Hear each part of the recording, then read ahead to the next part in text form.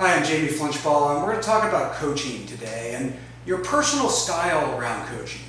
While there are some best practices and certainly some standard work that we can follow for coaching, it's a very personal thing. You're investing yourself in that other person, and I believe every person has to develop their own style of coaching through practice and reflection and experimentation.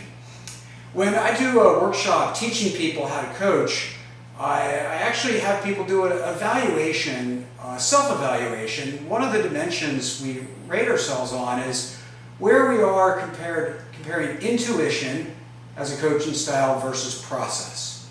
Which one drives you more? Are you more intuition-based or are you more process-based? Now, there's no right answer. Everybody's a little different, and you can be very effective on either extreme or in the middle.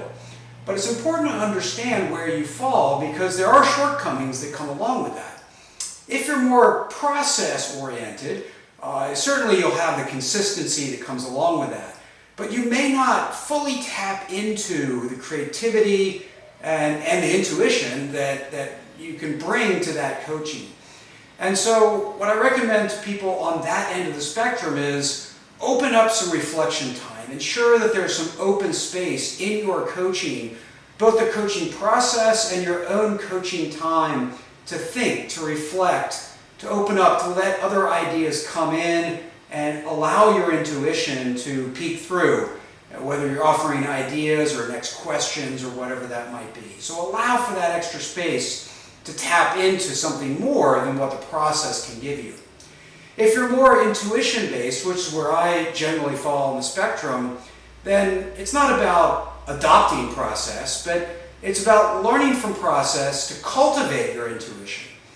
Now, how I do that is I go work on the process side for periods of time, deliberately detour myself, and focus on the process.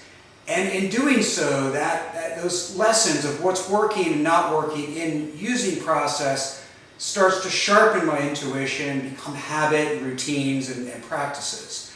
And so that occasional dip into the process end of the pool starts to make the intuition stronger. So ultimately it is about combining process and intuition, but you don't have to fall in the middle. You simply have to acknowledge where your own gaps might be, leverage your strengths, and then find ways to tap into the other side. So where do you fall? You're more intuition-based or are you more process-based? And how can you make yourself a better coach in either case?